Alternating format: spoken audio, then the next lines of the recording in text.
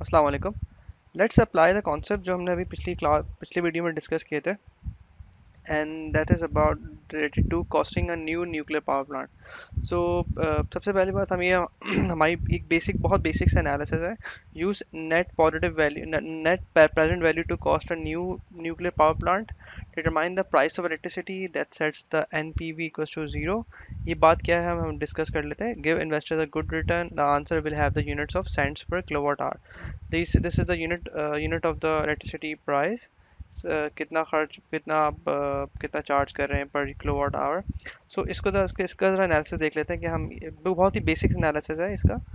सबसे पहली बात है कि द कॉस्ट जो है वो तीन हिस्सों में डिवाइड हुई हुई है। पहली कॉस्ट जो है वो कैपिटल है। कैपिटल कॉस्ट से मुराद ये है कि आप दूसरी है ऑपरेशन एंड मेंटेनेंस, तीसरी जो है वो फ्यूल कॉस्ट है।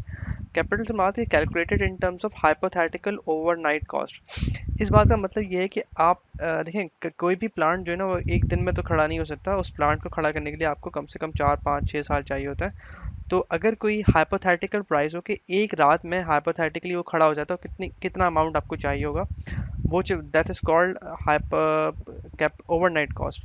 ऑपरेशन एंड मेंटेनेंस कॉस्ट काफ़ी बेसिक सी बात है कि हर साल आपने कुछ ना कुछ ऑपरेशन पर मेंटेनेंस में खर्च करना है।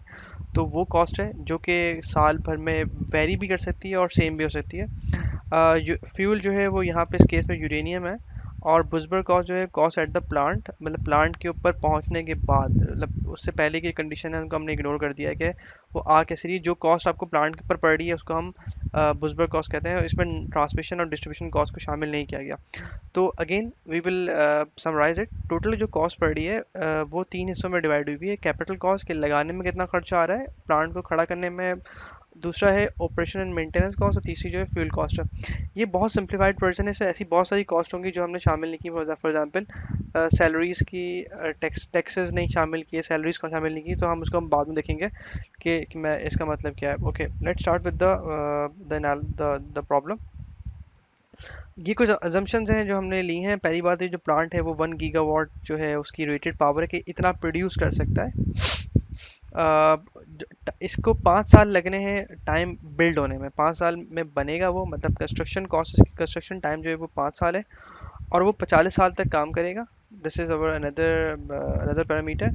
इन्फ्लेशन रेट जो है वो 3%। इसका मतलब ये है कि जो भी चीज़ है वो 3% के हिसाब से पर ईयर महंगी हो रही है। Desired in return of investment जो 12% हम चाह रहे हैं कि हमारा रेट ऑफ रिटर्न हो। तो ये बहुत इंपॉर्टेंट चीज़ है कि इन तमाम पैरामीटर्स को हम इस्तेमाल करके अपने पावर प्लांट को एनालाइज करते हैं। आगे चलते हैं। Start of the project, let's say कि 2000 में हमने वो प्रोजेक्ट स्टार्ट किया। तो this is n equals to 0, this is our first year. जब साल अभी अभी हमारा जो टाइम लाइन है इस प्रोजेक्ट की वो शुरू हुई है। अच्छा, ओवरनाइट कॉस्ट जो है वो हमने 2500 मिलियन डॉलर्स रखी है। दिस इज द कॉस्ट जो एस्टिमेट की गई है, ओवरनाइट कॉस्ट है। ठीक है।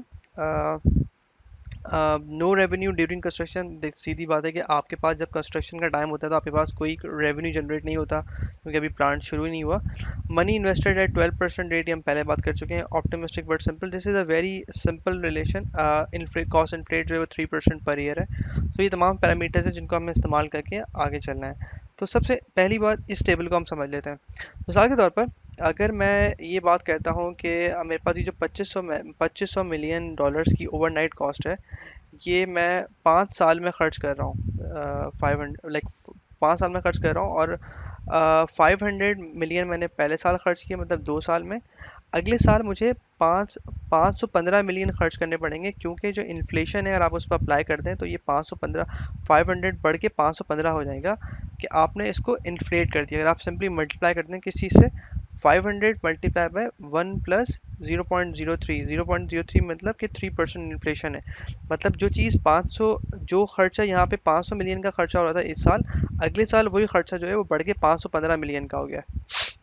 अच्छा, उसके अगले साल जो है वो 3% इन्फ्लेशन और महंगाई हो गई कि 500 मिलियन अब खर्च नहीं हो रहे, बल्कि अब आपको 530 मिलियन खर्च हो रहे हैं। रेट ऑफ इन्फ्लेशन वही 3% ही है। अगले साल जो है वो 546, और उसके अगले साल 563।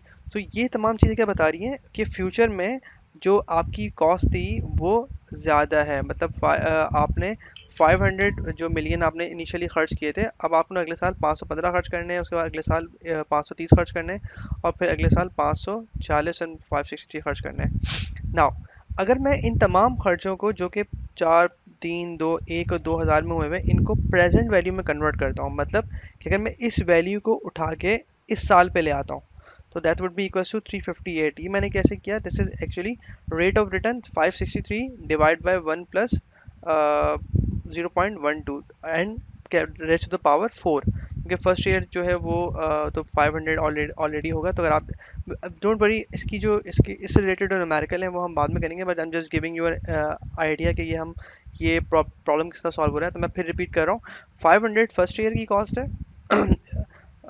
दूसरे साल ये 500 नहीं है बल्कि 515 हो गए, क्योंकि आपने इन्फ्लेशन को अप्लाई कर दिया। तीसरे साल और बढ़ गई, चौथे साल और बढ़ गई, एंड पांचवें साल और बढ़ गई, बिकॉज अब 515 पर अप्लाई हो रहा है इन्फ्लेशन रेट टू 530 नाउ। ये तमाम वैल्यूज जो है वो फ्यूचर वैल्यूज हैं कि ये 1, 2, 3, 4 में अप्लाई हो रही हैं।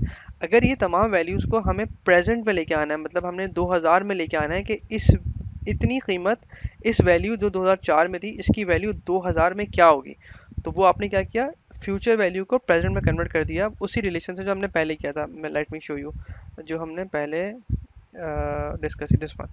सो अगर आप नोट कर, यहाँ पे जो है ये इन्फ्लेटेड वैल्यू है जो कि आपके पास 2004 में आई है। रेट ऑफ रिटर्न आपका 12% है, एन जो है वो फोर्थ ईयर है, क्योंकि पहले साल के खत्म होने के बाद आप उसको ले रहे हैं। तो प्रेजेंट वैल्यू आपकी कितनी आ रही है?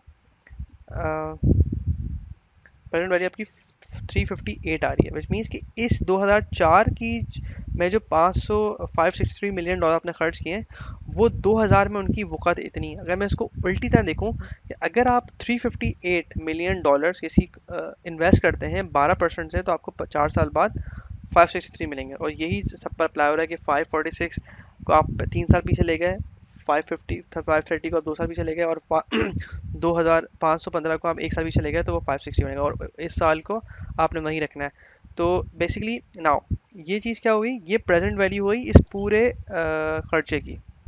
आगे चलते हैं। ओके, ये जो टेबल मैंने ड्रॉ किया है, इस टेबल बेसिकली इस टेबल को अगर हम मैथमेटिकली रिप्रेजेंट करें तो वो इस तरह आएगा। आप नोट कीजिए कि P over this is actually, अगर आप लोग 2500 मिलियन था, divide by T C, that year of construction, that is 5 साल में लगेगा, तो ये 500 हो गया। एन इक्वल टू 0 मतलब जब कंस्ट्रक्शन शुरू हो रही है, और टी सी -1 जब आपने पहला साल को इंक्लूड नहीं किया। तो ये वही रिलेशन है जो कि आपने पहले ही देखा था। अब आपने ऊपर देखा था कहाँ पे? यहाँ पे। So this is actually you are shifting from 1 year to, like let's say 5वें साल से हम पहले साल तक आ रहे हैं। मगर यहाँ पे अगर आप नोट कीजिए, यहाँ पे आपके पास मल्टीपल लेयर्स हैं, मतलब आपके पास ये वैल्यू है, फिर ये वैल्यू है, फिर ये। तो आपने इसको शिफ्ट करना है यहाँ, इसको यहाँ शिफ्ट करना है, इसको यहाँ शिफ्ट करना है, इसको यहाँ शिफ्ट करना है। That's why you have a summation which is 0 to T C -1, T C mean 5 -1 4। So n जो है वो नंबर ऑफ ईयर्स है, and n will be varying, तो इट्स अ समीशन साइन। तो आप इसको ऐड करेंगे 5 पे। और अगर आप गौर कीजिए, अगर आप इसको ऐड करें, अगर आप इस टेबल, बेसिकली ये वाला कॉलम है, बेसिक इस यही कॉलम यहाँ पे इस तरह लिखा हुआ है। अगर आप इसको ऐड कर देते हैं, इसको सॉल्व कर लेते हैं, या आप इनको सिंपली ऐड कर देते हैं, तो you will get 29 million. Okay, this इसका इसका एक और वर्जन जो रिलेशन वो ये है, 1 माइनस अल्फा टी सी जो आपके पास टोटल नंबर ऑफ ईयर्स है, और अल्फा की value 1 plus I and 1 plus I R होती है। आई जो है इन्फ्लेशन रेट है, और आई आर जो है रेट ऑफ रिटर्न है। तो इसको इससे रिलेशन से बेहतर है कि आप ये रिलेशन इस्तेमाल कर लें, बिकॉज इस रिलेशन में आपको ये सब कुछ सम करना नहीं पड़ेगा, और यहाँ पे ऑलरेडी इस चीज़ को इनकॉर्पोरेट कर लिया गया है तमाम समीशन का।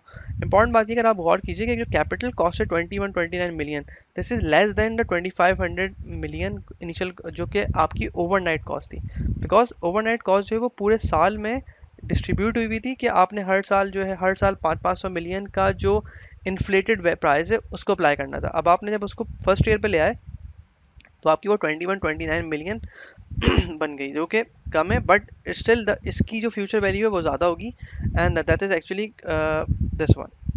Got it? So this is the this is the first value. अब आप खुद this is quite interesting to note कि जो वैल्यू हर साल पर डिस्ट्रीब्यूट हुई थी 500 द इन्फ्लेटेड वैल्यू ऑफ 500, उसको आप उठा के ले आए प्रेजेंट वैल्यू पर। अब आपने प्रेजेंट वैल्यू क्यों लाया? ताकि आप तमाम उस 5 साल के पीरियड को उठा के आप पहले पहले साल ले आए, ताकि जब आप उसको एनालाइज करें तो आपको आसानी हो, और वो डायनेमिक ना रहा है।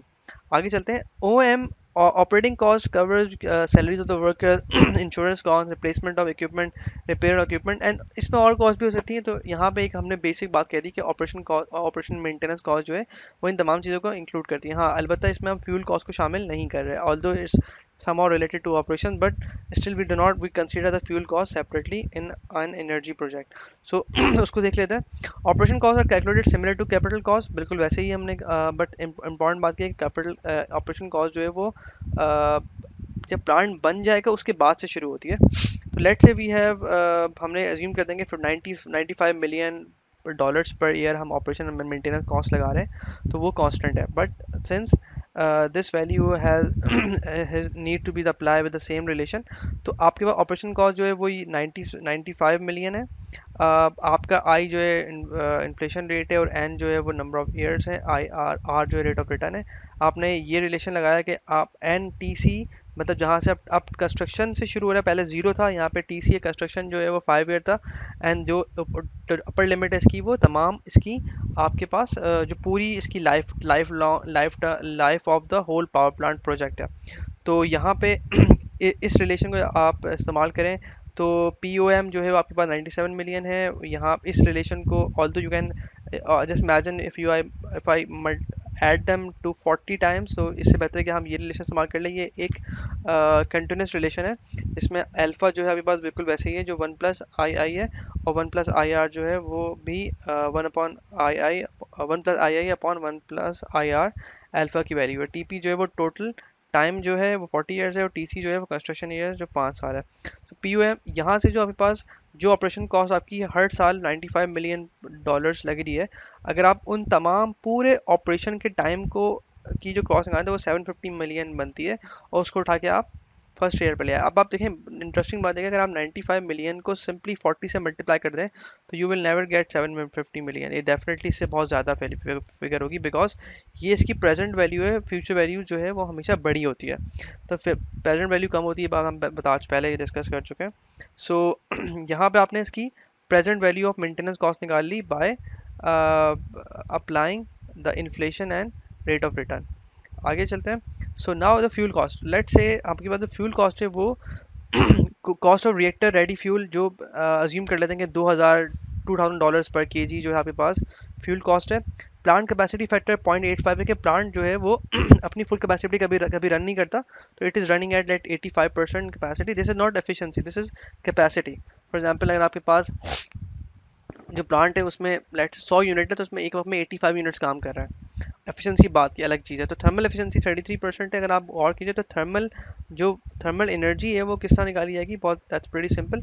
आपके पास 10 एक्सपोनेंशियल 6 किलोवाट इलेक्ट्रिसिटी बन रही थी, ये वैल्यू कौन सा है, दिस इज 1 गीगावाट। अगर आप गौर कीजिए, this is 1 gigawatt, right. Exponential 6 kilowatt electricity, this is 1 gigawatt. 0.85 के इसका प्लांट फैक्टर जो है 0.85 है। और आपके पास जो जब पूरे साल में कितने घंटे होते हैं, 8760 आवर, जैसे 365 मल्टीप्लाई 24। तो ये तमाम की तमाम एनर्जी आ गई जो आपके पास बिजली जो इलेक्ट्रिकल एनर्जी है। But when you divide it with the thermal efficiency you get the amount of energy जो कि plant in the form of thermal energy ले रहा है। तो दिस इज द एनर्जी जो ले रहा है, और इतनी वो जनरेट कर रहा है, जो ऊपर ही टर्म लिखी हुई है। और ये एनर्जी है kilowatt hours, right. Fuel burn जो है उसका हमने रेट निकाल लिया। This are all constant value which will be provided to you, but these are constant जो कि हम कहीं से भी निकाल सकते हैं। सो इतने किलोवाट आवर पर केजी जो है वो बिजली बनती है जब आपके पास 1 केजी यूरेनियम पर जो भी फ्यूल है वो इस्तेमाल होता है। तो अगर आप अमाउंट ऑफ फ्यूल निकालना चाहें तो बहुत आराम से निकाल सकते हैं, because we have the amount of thermal energy input to the system by burning how much amount of fuel. ऐसा प्रीटी सिंपल, आपने फ्यूल बर्न रेट निकाल लिया कि जब आप इतनी एनर्जी पर केजी निकलती है तो आपने इसको डिवाइड किया, तो you got to to exponential 4 मतलब अप्रोक्सीमेटली 20 टन्स जो आपके पास फ्यूल आ रहा है, 20 tons per year, correct. 20 tons per year आपका फ्यूल बर्न हो रहा है। So to produce this much of energy, आप विच मीन्स कि अगर हम इसमें जो फ्यूल कॉस्ट लेते हैं 2000 में, जो ईयरली कॉस्ट है वो तकरीबन 48.1 मिलियन पर पॉइंट मिलियन है इस साल में, और यहाँ से आपने इसको पी एफ जो वैल्यू लेके ले ली 41.8।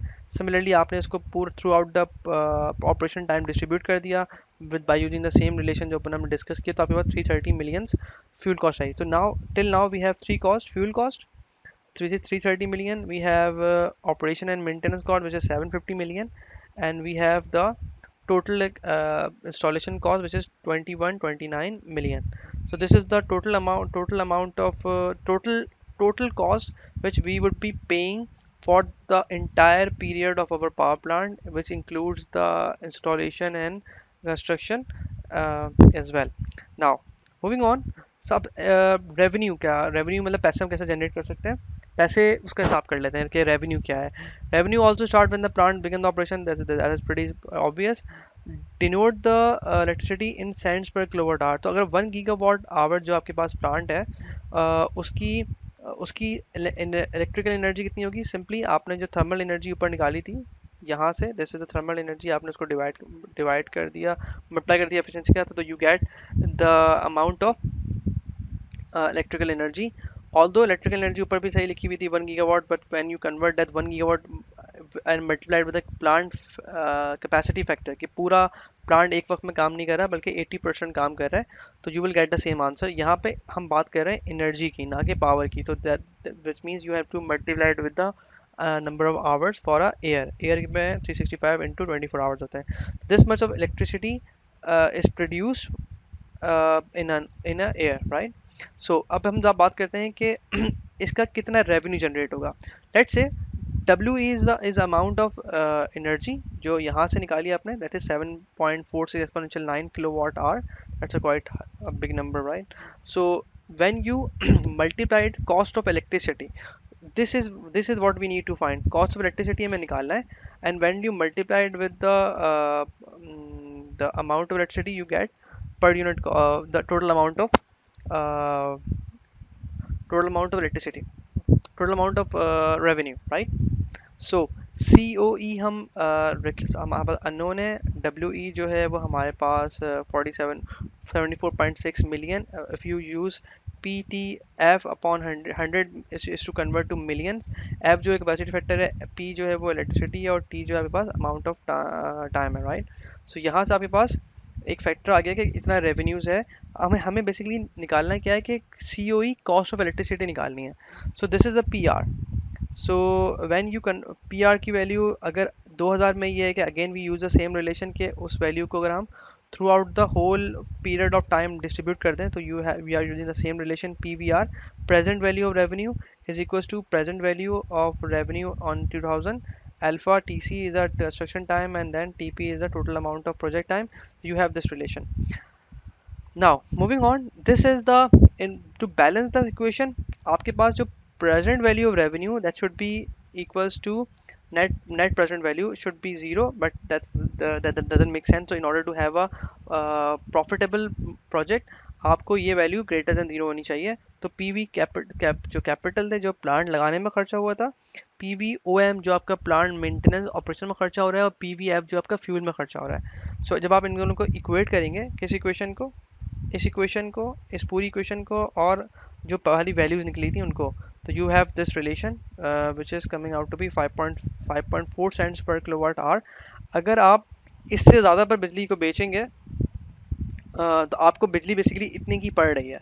This is the amount of this is the figure of this is the figure जिस पर अगर आप सारी कैपिटल कॉस्ट को प्रेजेंट पे ले आएँ, मेंटेनेंस कॉस्ट को प्रेजेंट पे ले आएँ, और फ्यूल कॉस्ट को प्रेजेंट पे ले आएँ, तो आपको जो बिजली पड़ेगी वो 5.4 सेंट्स पर किलोवाट आवर पड़ेगी। विच मीन्स अगर आपने प्रॉफिटेबल रहना है तो आपने बिजली को इससे ऊपर बेचना पड़ेगा। So that's a very interesting thing to understand, to observe that आपने वो तमाम कॉस्ट को उठा के प्रेजेंट पे लिया है। Okay, so this is a example of the how the economical analysis is done for a simple power plant. Don't worry about the numerical. These require extensive practice. We will do that. Don't worry. So this is example. This gives you an idea about the economics, right? Moving further, the potential pitfall, इसमें मसाइल क्या है? Preceding analysis shows method, preceding analysis highly simplified, बहुत simplified analysis है। Some other factors not accounted, for example fuel escalation, हमने fuel cost को constant रखा हुआ था, तो अगर लेट से फ्यूल की कॉस्ट बढ़ती है तो आपका एनालिसिस बदल जाएगा, तो in that case you need to have a variable fuel cost. Carbon tax लग सकता है, not in this case since it's a nuclear power plant, but if you are let's say operating or building a plant which runs on a fossil fuel, in that case you might be facing some regulatory issues from the bodies, regulatory bodies, and the carbon tax लगेगा, तो that will be a cash outflow from your from the system. Subsidies हो सकती हैं, that is a positive thing कि आपको let's say जो government है वो buy for constructing or using a cleaner source of energy या producing a cleaner source of energy, आपको सब्सिडी देना शुरू कर दें. So these are all things which can be included in the analysis, and in a real analysis that those all these factors are incorporated. So more tax implication इनको हमने include नहीं किया, and that is actually very important. Depreciation, किसी body किसी चीज़ को depreciate होता है, उसकी वर्थ कम होती रहती है, उसको इंक्लूड किया जा सकता है एनालिसिस में, बट इसमें नहीं किया. Transmission and distribution, so what is this? Because we have not included the transmission and distribution cost. तो हमने अपनी बाउंड्री डिफाइन की थी, हमने उस बाउंड्री के अंदर रहते हुए ही काम किया है. इंटरेस्ट रेट और इन्फ्लेशन रेट्स बदल सकते हैं, हमने यहाँ पे फिक्स रखा हुआ था. अनसर्टेनिटीज़ जो ऑपरेशनल मेंटेनेंस की है वो हमने इंक्लूड नहीं की. मैंडेटेड न्यू इक्विपमेंट में भी आपने कभी नया इक्विपमेंट ख़रीदना पड़े तो वो कॉस्ट आपकी सिस्टम में ऐड हो जाएगी. हाँ, इम्पॉर्टेंट बात, डीकमीशनिंग कॉस्ट, आपने सिस्टम तो लगा दिया, आपने कमा भी लिया, 40 साल बाद गवर्नमेंट कहती है भाई इसे इसे बंद करो और इसे डिसमेंटल करो, तो उसकी भी एक कॉस्ट होती है जिसको आपने अपने प्रोजेक्ट में इंक्लूड करना पड़ता है, and that actually cost lot. By product credit, let's say अगर आपके पास जो आपका जो प्रोडक्ट है उसका कुछ बाय प्रोडक्ट है, for example heat, and you are using that heat to somehow run to supplement the other need of your system, तो आप वहाँ से भी पैसे बचा सकते हैं. Different F C base load, आपके पास ये जो कैपेसिटी फैक्टर है ये बदल सकता है. So this is a we will be having some other more numerical and more case studies regarding, and we will be applying all these concepts in those numericals, so don't worry about that. So this is really important, and I'll be sharing some more numericals and some text, some reading and reading assignments. So this is it for the lecture. I hope this gives you a good idea about the economics of energy, and this topic will be continued for some time, for maybe for the next week as well. So thank you very much for listening.